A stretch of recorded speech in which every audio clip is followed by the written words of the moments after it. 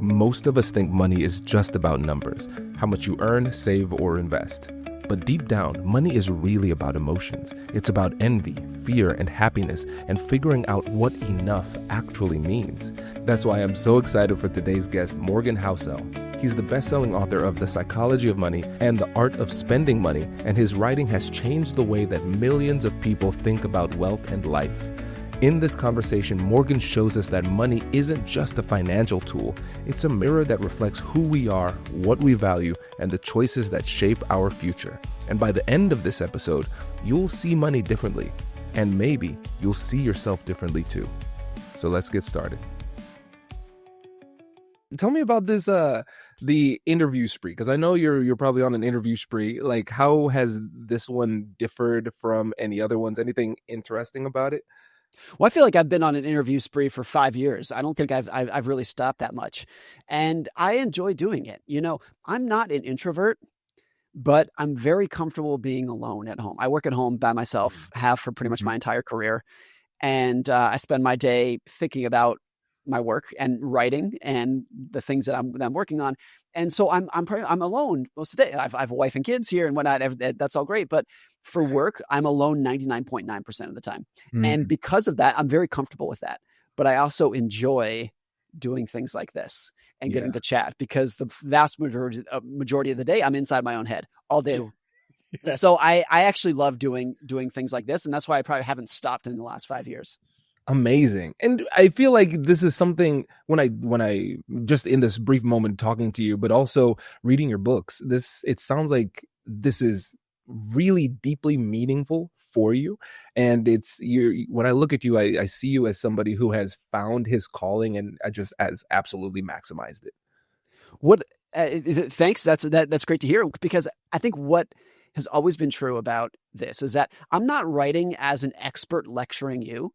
This is basically self-reflection in my own life. And so when I write about envy, it's not because I'm an expert in envy and I want to teach you it. It's because I've experienced that myself, and I reflected and be like, well, why am I envious of that person? What's going on there? When I write about social comparison, comparing yourself to others, that's me. That like I'm doing that. And so I feel like it's meaningful to me because this has just been a 20-year therapy session for me, trying to figure out my own life. And then if I can, like, you take the leap of faith that if I have an issue with this item, that other people probably do as well. Yes. And then, so if I can try to figure out what's going on there, I can help myself. And then if I can tell a good story about it, I might be able to help somebody else. And I've written about this before, but I never think about you, the reader, when I'm writing. I think about myself. I'm writing this for an audience of one, which is me. And if I like this topic, if I think this is helpful, if I can write it in a story voice that I think is interesting, then again, there's a leap of faith that maybe somebody else will as well. But I'm only thinking about myself when I write this. I want to think of myself as like a selfless person, in most aspects of life. But when I'm writing, purely selfish, just me, just stories that I like in a style that I like, and like, boom, just me. So if it feels deeply personal, that's because like I feel like I'm writing a diary when I write this stuff. This makes so much sense, because I was wondering what it was. Like, what is it that makes me resonate with your work so much? And I think it's that authenticity. You're being 100% real, and you're in keeping it real. There's a deeply human element to what it is that you're talking about. And it's not just the human element of what it is that we want to achieve, but also tying into those elements of ourselves, like you said, envy, potentially greed, struggles with decision making. And it felt like a personal therapy session for me a lot of times, where I was like, oh, I get why that was a challenge for me. So the authenticity, I think that really resonates. Well, I think the vast majority of nonfiction books, the author is trying to know his or her audience, but it's a noble pursuit. Know your audience, right, for them. But it very quickly transfers into pander to your audience in an innocent way. Most of the authors who do this are very well-meaning and well-intentioned, but you can smell, like a dog smells fear, a reader can smell pandering when the author is trying to tell you what he or she thinks you want to hear. It's very obvious when it happens. And so much of trying to get around that, I've been a blogger for 20 years. I've written over 4,000 blog posts.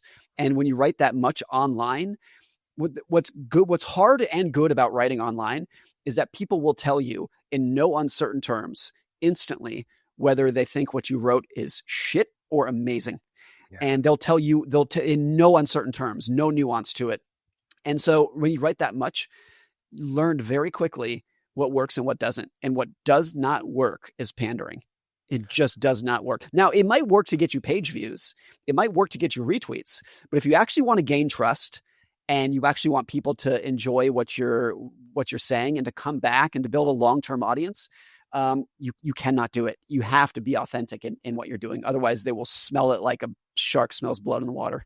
Yes, and so this is almost like the thought leader's version of a comedian building his 60-minute like on stage set, right? Because you have so many reps doing it in front of as live as we can get with a blog. You get that immediate feedback, and then you can make those adjustments while still being authentic. Yes, I think that's exactly it. One of the big problems with like modern media is that I think a lot of content creators, authors, whatever you want to call them, have this view that there is an association between social media engagement and insight.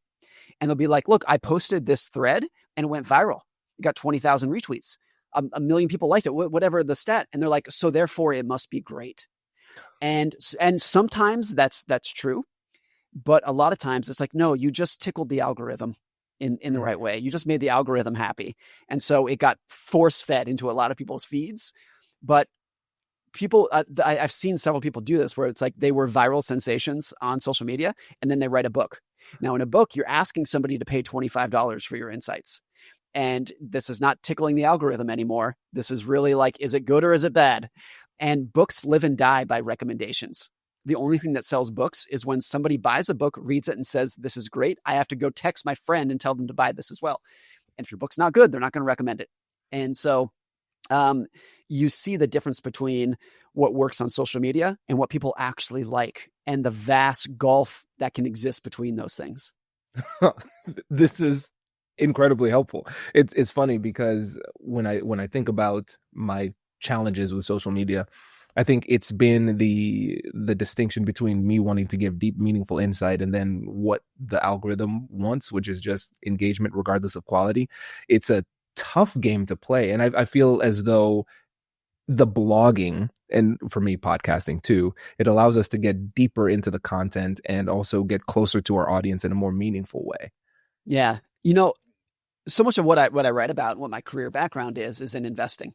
And kind of the core of investing is if you give up short-term gains in favor of long-term endurance, you're probably going to do better.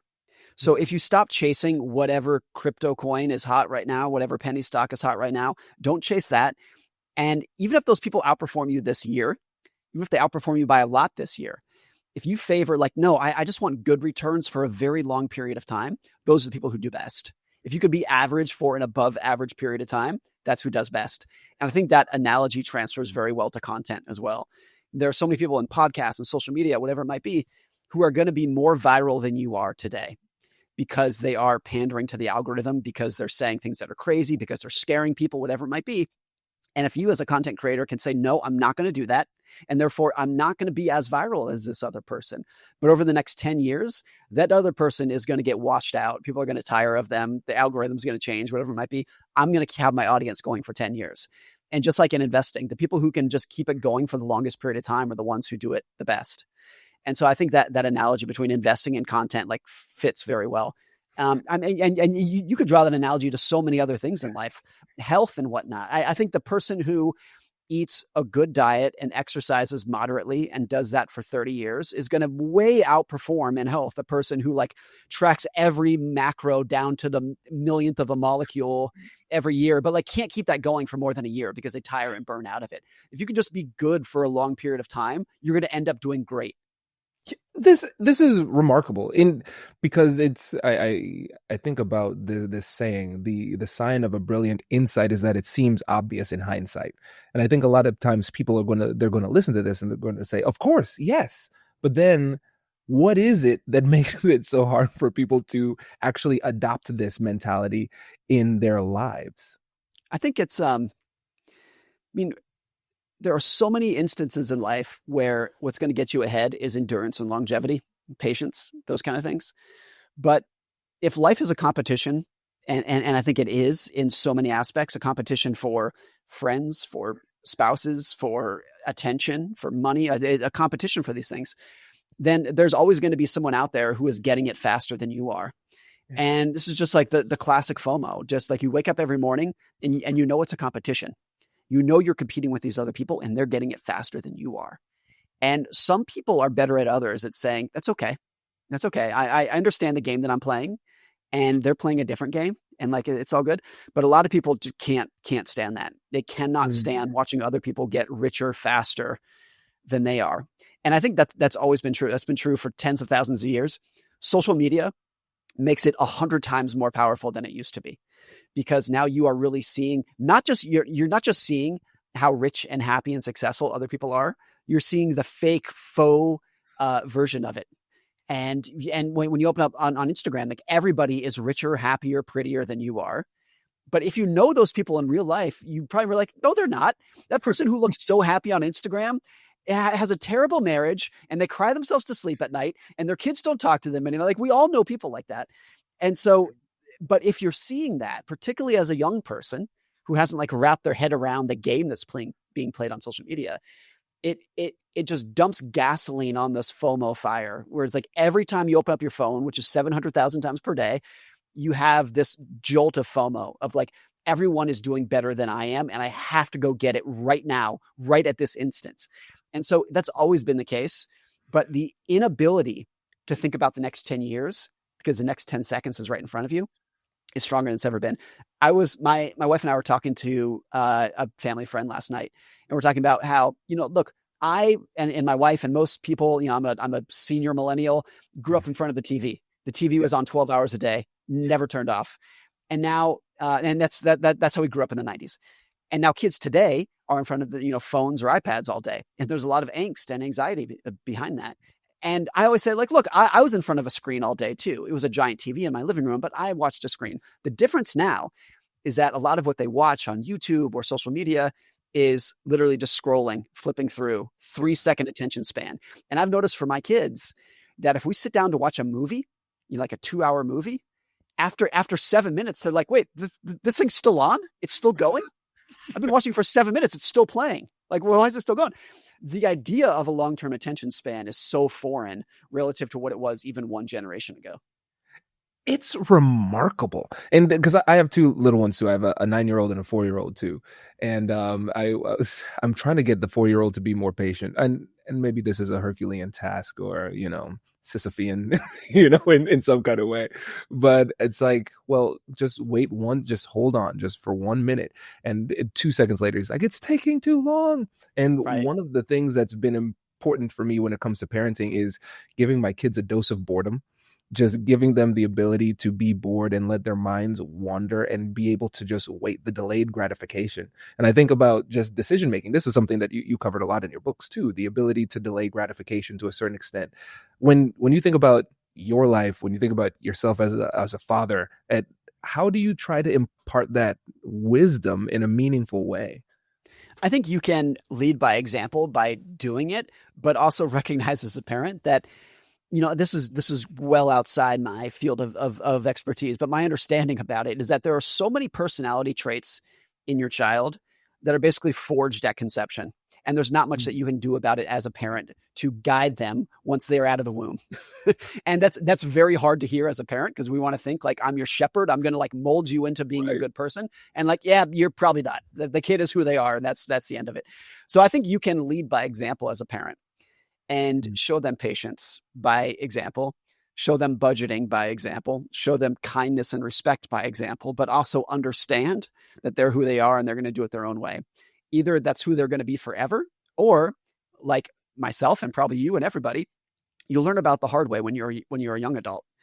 And, the biggest life lessons that I ever had were from age, 18 to 22. When I was an adult, I was on my own, but I was still a child in my head and making mistakes left and right and saying the wrong things and disrespecting people and being impatient and learning the hard way when all those backfired on me and saying, okay, now I get it. And 99% of those things were things that my parents told me about when I was a kid. But of course, you don't listen to it. You have to burn your fingers on the stove before you understand that you shouldn't do it.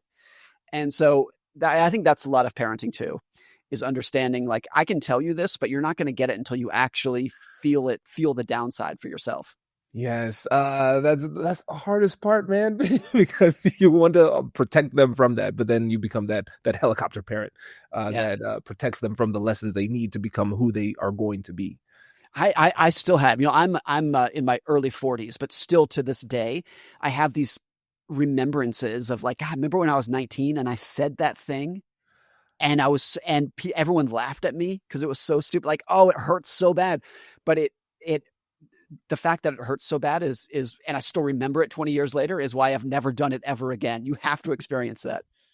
I think it's going to be very refreshing for our audience to hear you say that too, because man, I think about some of those things where with some people, I just want to go back and apologize for the 100th time for how ridiculous I was back then. But you're right. It's a necessary part of the process. And if you don't make those mistakes, then the lesson isn't as sticky. Especially because I'm glad I learned that lesson at 19 versus 41. Because people will give you grace and forgiveness at 19. He's a kid. He said something stupid. At 41, they probably won't. You're right. So there's a lot of things where it's like, learn these lessons as soon as possible, because they only get harder as you age. You're so right. So right. And you kind of almost preemptively sniped one of the questions I was really excited to ask, but let's go ahead and throw it out anyway.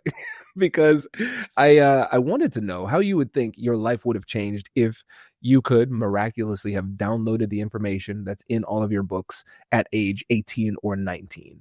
Oh, zero.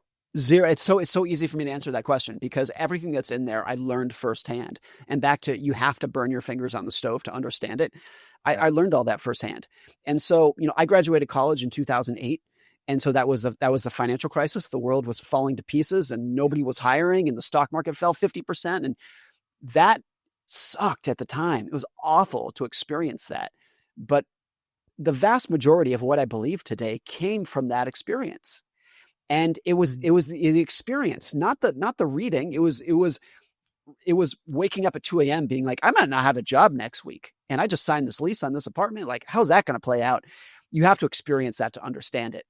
And what's interesting is that a lot of what I write about, think about, read about is what America and the rest of the world was from about 1930 to 1945, the Great Depression and World War II. And so much happened in there: technological innovation, economic catastrophe. Like, there's so much to study, but I didn't experience it. And so I always have to remind myself, all these things that I'm learning about this period, I probably understand 1% of it, versus the people who actually woke up and didn't know what was going to happen in the world next. It was so uncertain. So you always have to understand that, like, you're not going to get any of this until you experience it firsthand. And, in investing, when the world is going well, the stock market is going up, everybody thinks they have a high risk tolerance. Everyone's like, oh, I'm a risk taker. I'm going to swing for the fences. It's not until you lose half your net worth that you understand whether that's true or not. You learn whether that's true or not. You have to experience it. Back to World War II, which is the thing I love studying. There's this thing written several years ago about all the soldiers who would come out of boot camp full of bravado, and they would have so much energy, and they'd be like, I can't wait to get to the front line. I'm going to get those Nazi bastards. And they had so much ambition. And then they get to the front line and a bullet whizzes past their head and they're scared out of their minds. They duck under the cover and they cry for their mom. Not a criticism, because I would do the same, of course. But the gap between how you think you're going to respond and how you actually respond when you felt it firsthand is off the charts. There was a study a couple years ago too, and this is disputed. And so this is not a black and white fact, but it was like the number of frontline soldiers, not back medics, but frontline soldiers who actually fired their guns in World War II is very small. The implication being most of the soldiers on the front line were cowering in fear. Again, not a criticism, but you don't know how you're going to respond to risk until you've actually been there dealing with it. And that is true for the whole spectrum of investing, careers, war, and everything in between. Yes. And so, okay, Morgan, tell me how this lands, because it sounds like we're talking about the distinction between knowledge and wisdom, because we can do a lot of research, read these studies, and learn as much as we can, and we could accumulate knowledge, but that knowledge really doesn't turn into wisdom unless it's meaningfully applied and you can actually experience how you would respond. Um, and it seems like, and if you think this is BS, just call me out on this. It seems like a lot of times people are more comfortable sitting with knowledge and not turning it into wisdom by actually taking action and living life and putting and applying some of these things that they've learned. I think that's right. And there's two sides of this, I would say. One, it's definitely true. I don't disagree with that. And I think but I do think there's a lot of value in just accumulating knowledge, because what a lot of people are trying to do is just make sense of the messy, confusing world that they live in. And if they can read something that helps them contextualize what they've experienced a little bit better, then there's value in that. Now, it's not a substitute for wisdom and life experience and actually having dealt with it. But there's a lot of times where everyone's life is just this big cauldron of confusion and uncertainty and trying to figure out these emotions and why did this happen? Why did that happen? And if you could read something and say, oh, that kind of helps me make sense of what I just experienced, I think that's great. And that's fantastic. And so just because you haven't experienced it doesn't mean it's worthless. The lived experience is going to be more believable and move the needle more in your head. But there's definitely value for knowledge in and of itself. I agree. Yeah, you're 100% right. And because what I'm thinking about is when I've read your work, I've thought about it in terms of knowledge acquired for sure, but then I want to turn that knowledge into decision making and action. And when you think about your work, how much of it is making sure that the people have the knowledge? Well, I know that you write it for yourself, but the knowledge acquisition versus what it takes to actually put that knowledge into action by making a decision and then taking action. I feel like for a lot of people, the nexus between knowledge, decisions, and action, though, there's a disconnect sometimes. Yeah. I think I always punt on saying, here's how you can implement this in your own life, because I don't know you. I don't know any of the readers. And the idea that there is a one-size-fits-all solution for everyone doesn't exist in almost any endeavor in life. Many years ago, I was a columnist at the Wall Street Journal, and one of the editors would often say of the pieces that I wrote, he'd say, hey, liked your last piece, but you need to finish with, and therefore you should go buy this mutual fund. There always has to be an action at the end. And I remember thinking, like, says who? That could be terrible advice. Just giving someone information to help them contextualize their own life and then leaving the responsibility to them to figure out how it fits in their puzzle piece of life, I think is the responsible thing to do. And so that can be not what a lot of readers want. A lot of readers want, like, give me a formula that I can go put in place today. And maybe in some aspects of your life that can exist, but by and large, it doesn't. And so if I can help you contextualize with a story or whatnot, but then you have to figure it out for yourself. The reason that's the case is because your goals are different than mine. Your experience is different than mine. Your family's different than mine. We shouldn't pretend that I can just tell you, go do this and that, and you'll achieve everything that I did or that you want, whatever it might be. And so I've always punted on that, sometimes to the disdain of readers and editors, but I think it's the responsible thing to do, to not pretend that I can give you advice when I don't even know you. This is so helpful. I mean, here's the equivalent. Imagine if you watched a pharmaceutical ad, and the ad said, at the end, all the ads say, talk to your doctor if this medication is right for you. Imagine if they didn't say that and they said, you should go to the store and start swallowing this pill today. You'd be like, whoa. Like, is that good for me? Like, I don't know. But I think financial advice does that. On TV, they say, you should buy this stock. You should buy this fund, without even knowing the person, whether it's right for them or not. So I think all financial advice should end with the equivalent of, talk to your doctor to see if this is right for you. You're so right. And I think, especially for me as somebody who's a thought leader in negotiation and communication, I always felt like I needed to be somewhat prescriptive. And I think this is a bit of the zeitgeist behind thought leadership, but also a little bit of my bias as a lawyer. I feel like my job is to tell people what they should do. Right. But I'm realizing that now you're absolutely right. If we can give them the knowledge to contextualize it, then we're giving them what they need in order to make the best decision for themselves. I think that's especially true if you're talking to a broad audience. Now, if you are a lawyer sitting face to face with your client and you know all the details, if you're a doctor sitting face to face with your patient, you know all the details, then it's different. Then your job might be to say, this is what you're doing. This is what you need to do, and you need to do it now. That could be a good thing. We're doing a home remodel right now, which is absolute hell, if you can imagine, if you've been through something like that. But one of the things I love that our contractor does, and he does it only once in a while, but I love when he does it. If my wife and I say, hey, we have an idea. We want to build this way. Sometimes our contractor will say, no, I'm not doing that. Not like, oh, like maybe here's another thing you could think. He just says, no, that's not what we're doing. And I love that he takes the initiative to be like, I'm the expert. I can see the situation. The idea you have sucks and we're not going to do it. Rather than saying this is your house, you can do anything you want. He takes initiative just like when he knows all the details to do it.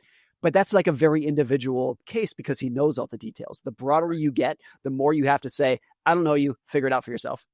You're so right. You're so, and honestly, kind of a little aside to that point, sometimes it is very refreshing when somebody who has the context and the authority just tells you what to do. You know, I remember sometimes when I was working with business coaches or when I was in therapy, I would say, hey, okay, listen, Kwame's in video game mode. You have the controller. Now, what would you play? What's the next move? I need something a bit more specific in some of these circumstances. So yes, 100% leaning into that authority sometimes is the right decision and the right approach. I think a lot of people experience that with doctors, particularly if you have like a very serious medical condition, cancer, whatever it might be. And the doctors will say, here are your 7 options that you can do for treatment plans. And a lot of people in that situation, people would be like, no, I want you to tell me which one I should do. Like, aren't you the expert? Like, you're leaving it to me to decide? Like, tell me. And so a lot of people ask the question, like, if I was your son, Mr. Doctor, what would you do? Like just tell me which one you would do. That's what I want to do. And so there are situations where like the person on the other side desperately needs you to tell them what the right decision is if they know all the details. Yes. Yeah. And let's stick on decision making too, Morgan, because when I read your books, this was something that really helped me when it came to decision making, like thinking differently about money, but understanding how money operates with me, how I think about it, because you helped me to realize that different people perceive and experience and think about money in different types of ways. And one of my core values personally is freedom, being able to live life on your terms, and freedom is going to be defined differently by different people. But I'm recognizing a big part of how we conceptualize freedom is going to be affected by what we think about money and what our position is financially too. So when you think about the psychology of money and everything that you've written on with investment and everything and how to spend money, what is the nexus between that and then each individual's personal perspective on freedom? Well, I think with freedom, I heard someone say this the other day that like the formula for how to get rich is actually very simple. You can either sacrifice more or want less. And like those are your 2 options. Oh, right. And so the idea, like the connection between money and freedom, I think a lot of it has to do with the second part of that equation. That if you are a billionaire, but you want to be a multi-billionaire, you can feel as broke as someone who is like trying to get $10,000. Like it's all just the connection between how much you want. And I use the example in the book, The Art of Spending Money, about my grandmother-in-law, my wife's late grandmother, who she lived like 30 years on nothing but $1,800 a month in Social Security. She had no savings, no pension. She got $1,800 a month in Social Security. That's all she had. And she was like the happiest person you'd ever meet. She was so much happier than any of the big shot hedge fund managers who make $100 million a year, but want more than that. She made $1,800 a month and she didn't want a single dollar more than that. And because she had this amazing level of psychological wealth. Like she didn't have a lot of financial wealth, but she had psychological wealth because she was content with what she had. And the flip side of that is that you can have a ton of financial wealth. You can have tens of millions of dollars in financial wealth. But if you want more than your psychological wealth, you have like this level of psychological debt overhanging that. I think that's what it is that your expectations are debt. Whether you know it or not, the more you want, it's like a level of debt you have overhanging your wealth. And so the idea that the only way to feel wealthy is when you start wanting a little bit less and become content with what you have. I think that's true at every single level of wealth. And for sure, if you look at the list of the wealthiest people, look at the top chunk, the people who are worth literally $100 billion or more. Guarantee you there are people on that list who want more. So you could have $100 billion, but if you want 101, you feel like you're falling behind. And I think that's so hard to wrap your head around, because like, how could that possibly, how could you have that much money and not feel rich? Like, oh, you absolutely can. It's because everything that you want is the gap between what you have and what you want. That you're the feeling of wealth that you have. And look, the average middle-class American, the median American family today, is living a level of wealth and abundance that would have been inconceivable to somebody 100 years ago. Inconceivable that you would be living in a 1,500 square foot house and you have access to Advil and Tylenol and Sudafed and all these things that would have seemed like magic 100 years ago. But people don't feel that way because they're comparing themselves to people who also have those things. And so the idea that the feeling of wealth is purely a comparison, it's purely a level of want and desire. It's not what you have, it's what you desire. I think that's the most important piece of the puzzle. Oh, so this happens quite frequently on the show. I know you are objectively correct, right? I know that. And then in my stomach, that did not sit well with me, Morgan, because there is that competitive asshole in me who always wants more, who wants to compete directly head to head with other people. And then it's the internal monologue or the internal dialogue that I had within myself that is objectively what would lead to more happiness, not comparing as much. But then the competitive jerk inside of me says, well, but you could do better. Couldn't you do better than them? Are you accepting defeat? Is this a loss? And so can you be my money therapist here and help to reconcile these voices in my head? First, I don't think that is the inner jerk. I think we should recognize that the reason that most, or the idea that most people wake up every morning and say, this isn't enough, I need more, is what drives the world forward. That's why we have innovation and progress, is because people wake up in the morning and say, we could do better. I could do better. That's why my kids and my grandkids and your kids and grandkids will live in a better world than we do, is because everyone wakes up feeling like it's not enough. So it's not a bad thing. It's not a terrible thing. The individual level, it gets back to what I said, like it's a competition. Life is a competition. And if you stop playing, that means someone else might get the spouse, the house, the job, the career, whatever it might be. And if they get it, you don't. And so that can be very tough. If there is a solution for this, it's two things. One is, a lot of the reason that you are going out and trying to get ahead is because you think if you do, and not you individually, but everybody, I do this, everybody does it, is that you think that if you get ahead, you will send a signal to others, and those others will appreciate and admire you more than they do. If I make more money, I can buy a nice car. If I buy a nice car, people will respect me more. That's the simple logic in everyone's head. The counter to that is, nobody's looking at your car. Nobody gives a shit about your house. Nobody's looking at your clothes. They're busy worrying about themselves. They're not thinking about you. I heard the comedian Jimmy Carr say this a couple weeks ago. He said, in your 20s, everybody is worried about what others think of them. In your 30s, you say, I don't care what others think of me. And in your 40s, you finally realize the truth, which was nobody was thinking about you to begin with. They were busy worrying about themselves. And so once you realize that, like, everybody overestimates how much other people are thinking about them and judging them, then it's easier to stop playing that game. It's easier to get inside of your own head and say, how can I use money as a tool to make myself and my family happier? Not how do I use money as a tool to try to gain one ladder rung up on the social ladder, you know? And so I think that's much easier said than done, because I think we are all ingrained with millions of years of evolution to want to compete against one another, because life is a competition for resources. So it's very hard to take yourself out of that game. But the people who can do it, I think, are among the people in society who are actually the happiest. Not the richest, not the prettiest, not the fastest cars, but actually the happiest are the ones like my grandmother-in-law, who was broke by any metric, and she just didn't care. She didn't care. She didn't care that other people had more money than her. She liked going for walks. She liked playing in her garden. She liked watching the sunset. She liked drinking tea. She loved it. And she went to bed happier than almost any of us, because she wasn't competing against other people. This is brilliant. I think a lot of times what I'm realizing is, and this might be a bit of ego too, is that we use money and all of these external metrics as proxies for our self-worth. And that's when it becomes incredibly personal. And one of the things I started to ask myself is, at the end of my life, would I rather be incredibly rich and not happy, or incredibly happy or not rich? Not that those are the only options, but it made it really clear to myself, is like, if I am not happy, then that is the goal. And a lot of times we lose sight of that.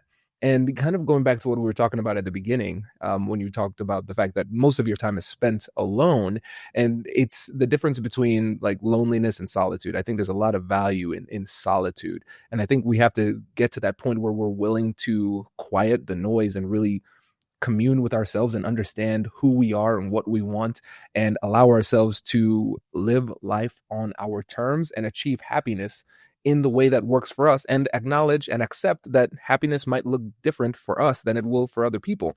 But then we start to be able to, as you said, use money as a tool to get us happiness. I think that fundamentally changes our relationship with money. Right. And what's interesting is that every child learns about somebody who has all the money in the world, but is not happy, and everyone hates him. His name is Ebenezer Scrooge, and we don't think very highly of him. And but the path, like, even though you learn about him as a kid and everyone understands it, the path is basically to try to, for so many people, the path of least resistance, the most appealing path in life, is to basically follow Ebenezer Scrooge. Like, money, money, money, nothing else matters. And it's, I think a lot of it is because money is so tangible and you can count it so precisely that it becomes a target for your desire, because all the other things in life are hard to measure. So I always use this example. Like, if I said, I want to become a 10% better dad, what does that mean? It's a very noble goal. I would love to be a 10% better dad. What does that mean? How do I track that? How do I measure progress? How do I know if I've done it? You can't. So even though it's a very noble goal, I'm just kind of like, I don't know what that means.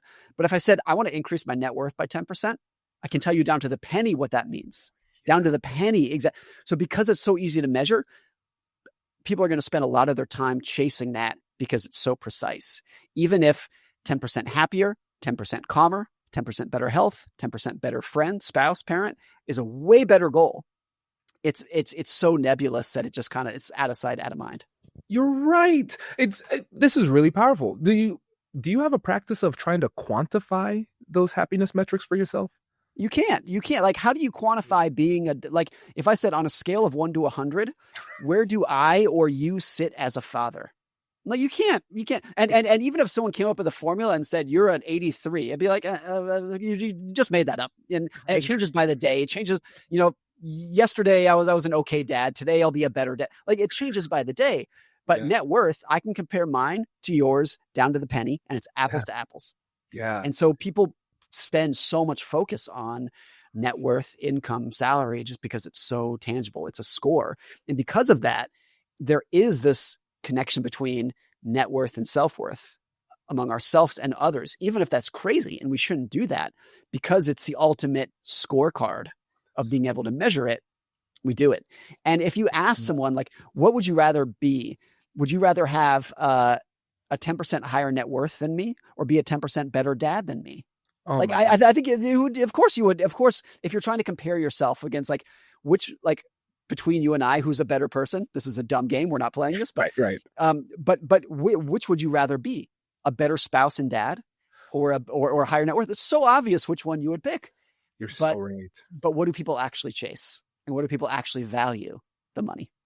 Brilliant. There's a reason I asked you that, because I remember a few months ago, I had this realization that I constantly, even if I can't compete with somebody, I compete with myself, which sounds noble, but it can become very problematic in those intangible areas of life too.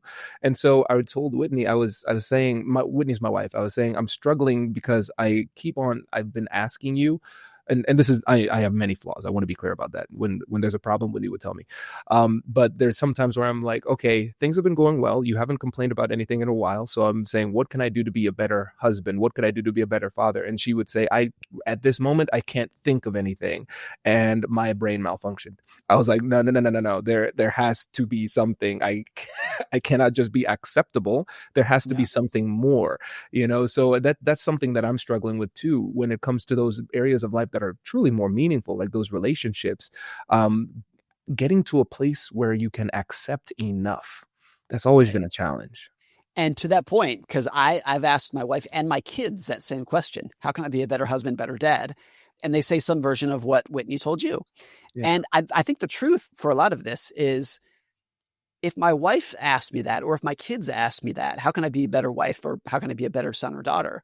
Wow. I think my response would be, I accept you for your flaws. So I can name 10 flaws that you have. I can name 10 things that drive me crazy, but I accept and I love you for that.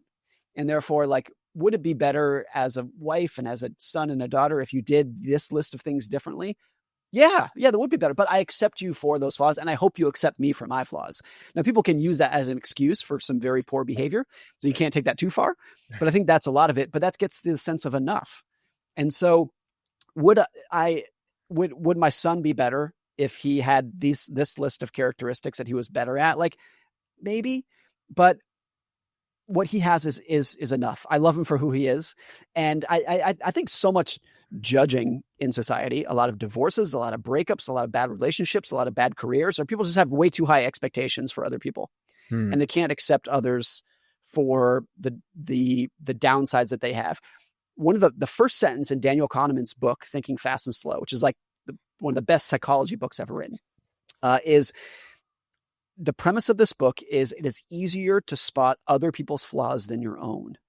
It's easier to watch other people and say, I can see you being impatient, being judgmental, whatever it might be, without realizing that you do the exact same yourself. You're just blind to it. And so, like, giving people grace in those situations and hoping that they extend the favor to you, I think is super important for getting to a level of enough and being content with what you have. I love that. That's really helpful, especially from that interpersonal perspective too. And now the hard part is when it comes to, and we've touched on this, but we haven't tied it specifically to enough. When it comes to money itself, what is enough? How do we find what is enough for us? I remember having this realization a couple of years ago where I took my wife and kids and I went to Maui for a summer vacation. Maui is a very special place to me. I went there as a kid, like I love it and whatnot. And if making sandcastles on the beach with my kids is a 10 out of 10, the realization I had is like, yeah, but being at home playing Legos on the living room floor is like a 9.5. And like what I like is spending what I like is not going to Maui. What I like is uninterrupted time with my kids. And Maui can foster that, because when you're in Maui, it's like you're not working, you don't have all the other burdens of home, you can just enjoy it. But what I actually like is spending uninterrupted time with my family. And you can do that at home. Maybe it's more difficult, but that's what I like. It's not Maui that I like. It's the time with my family that I like. And even if you don't have kids, it's probably not Maui that you like. It's sleeping in and not checking your email and not going to work that you like. That's the best part of vacation, not the vacation itself. And so, like, using money as a tool to leverage the things that actually make you happier. And so if spending time with my kids is actually making me happier, well, if I save more, I can be more independent. I can be more choosy with my work. I can maybe work a little bit less and spend more time with my family. So that's how you can use money as a tool to do what actually makes you happy. And so the other example that I use in the book is, will buying a big house make you happy? The answer is no, but it can make it easier to host your friends and family, for a barbecue on Friday night. And that might make you happy. But the insight there is that the house isn't making you happier. The friends and family are. Now, the house can be like a conduit to that. It can help with that, but it's not actually making you happier. And so I think there's a lot of examples of that, where you can use money to be happier and have a better life, but it's an indirect path. It's like a lubricant to get you to the area that's going to make you happy, but it's not making you happy in and of itself. You know what I realized too, because based on what you said, I feel so free when I'm on vacation, especially vacation with my family. I can spend so much time with the boys and everything like that. And what's funny is that when you said, yeah, you could do the same thing in your house, I realized that there are a lot of habits. Like when you just think about the anatomy of a habit, you have the cue, the response, the reward. There are a lot of these cues that take you into those patterns of thought, of stressful thought and action and behavior, that makes it really tough for you to, at least for me, to get into that vacation mode and be as present. And it makes me realize that with me, and I think a lot of people, especially high achievers, it is easier for them to try to achieve more and get more money and status and things like that than it is for them to slow down and do the internal work necessary to realize what really makes them happy, and then actually give themselves permission to do those things when they have the opportunity to do those things. Right. And I agree with that. And I think one of the things that's true that we have to acknowledge here is that for a lot of people, myself, I'm sure you, a lot of particularly men and fathers, is that what makes me happy and gives me purpose is working hard to support my family. And so we shouldn't be like, oh, you should work less and whatnot. Like what's going to make me happy is being productive and providing. That's what, and of course, a lot of moms feel that way as well. But we like it's too far if we say you should work less, be less ambitious, spend more time with your family. There might be some truth to that, but about 10 or 15 years ago, the FIRE movement exploded, financial independence, retire early, had all these people who were trying to retire at age 28. And what a lot of them realized was that if they did retire in their 20s or 30s, after a month, they were bored. And because like what actually made them happy was being a productive member of society, going to work, using your brain, building something, making the world better, providing for your family, not sitting on the couch or playing golf. And so a lot of what is going to give you purpose and meaning and pleasure and happiness is being productive. It's going to work. Now, of course, a lot of people take that way too far. And then they're in jobs that they hate or a job that they love, but they do it too much, or it's come at the expense of their health and their marriage and their relationships. You can obviously take it too far, but the message here is not work less and spend more time at home, because for a lot of people, particularly of our age, that's actually going to be the path towards unhappiness. Yeah. Thank you. That's good.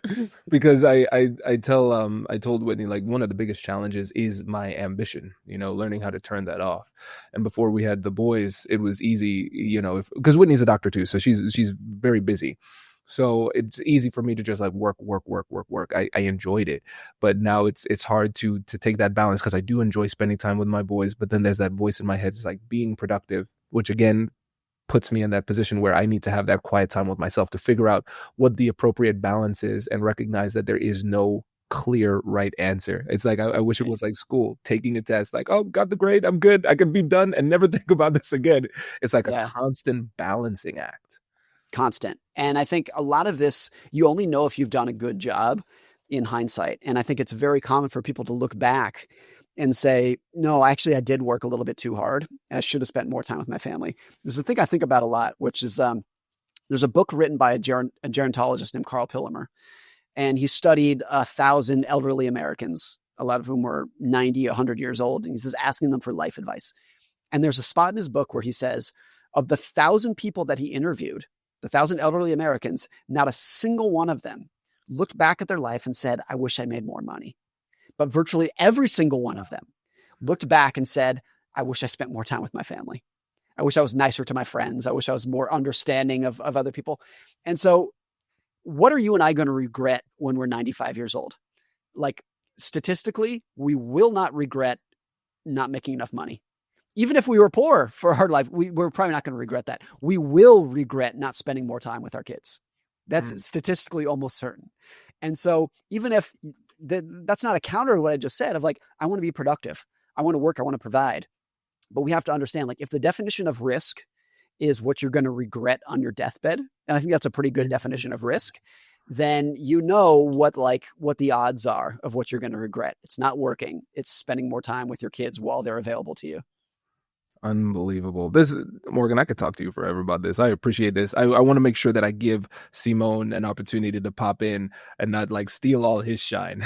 So Simone, come in and ask your questions and we'll chit chat. And I remember you have a hard stop at the top of the hour too. I come from South America. I lived in Venezuela and Argentina. So you know that the economy is very weird there. So we have, for instance, exchange controls and hyperinflation. So we use the money in a short-term way. So if I am outside of the North American context, is the book useful for maybe a South American person that lives in South America? You bring up such a good point, and I try to make this the first chapter of my first book, The Psychology of Money, and this book, The Art of Spending Money.